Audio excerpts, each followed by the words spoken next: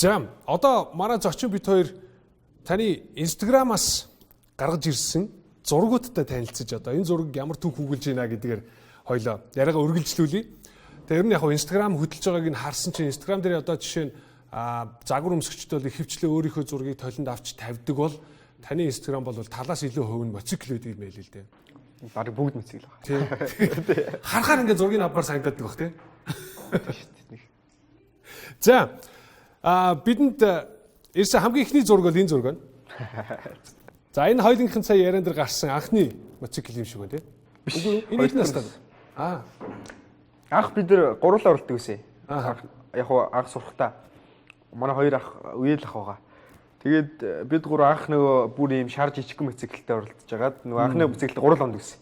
Энэ яг хоёр дахь мотоцикл нь. Арай сайжирсан. Арай сайжраад гурлаа өөр өөр мотоциклтэй болсон. Би зинхэр нөгөө хоёр ах нэг нь хар нэг нь улаа.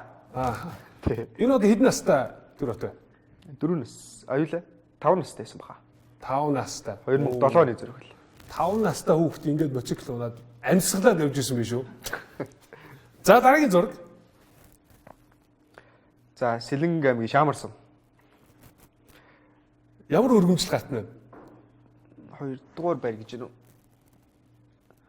Үгүй сайн санахгүй байна энэ. Одоо тэгэхээр насны ангиллаараа тэмцээнд оролцоод мотоцикл уус. Тийм, мотоцикл л. За дараагийн зураг бол их гоё дурсгалтай зураг байгаа. Тий. Манай өвөгийн зураг. Өвөө 1969 тий. Тэгэхээр ер нь бүр ингээд удмаараа мотоспортын тамирчид байсан гэсэн үг үү? Тий, манай өвөө унжсэн. Тэгээд аавын том ах нар, хоёр том ах нь одоо манай аав ах гэсэн үг л дээ. Аав хоёр аав ах унжсэн. Тэгээд аавынхын хүүхдүүд гэл. Одоо таны өвөө энэ зураг дээр байгаа хүн хин гэж хүн бай? Доржин Батшиг гэдэг хүн байсан. Батшиг гэж тамирчин хүн байсан байна. Баяр хүргэе. Сайхан зураг байна. За энэ зураг. За тий, аавтай ахуулсан зураг. Аавтай ахуулсан. Энэ ямар тэмцээний үеэр зураг ба?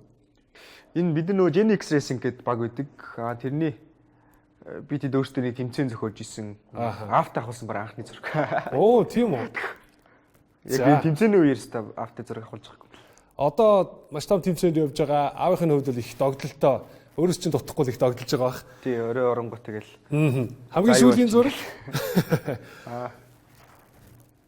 Юу н одоо яг автоспорт энэ мотоспортын төрлийн тамирчид бол гинтл бэртэл нилээд хүнд тий асуудал байдаг.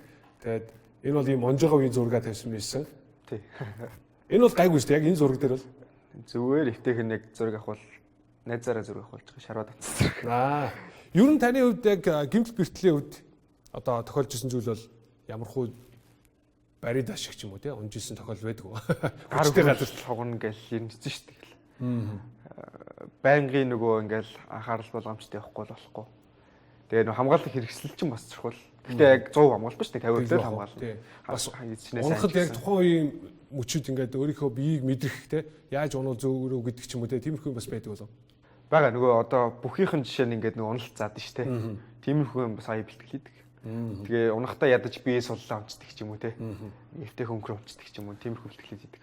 Тий, жоохон бэлэгдэлгүй асуулт юм шиг санагдж магадгүй. Гэхдээ зөөр цаашдаа та илүү одоо нас залуу байна, илүү туршлагатай болоод өөрийнхөө зорьсон бүх зорилгот одоо амжилттай хүрээсэй гэж хүсэж байна, хүсье өрөөж байна.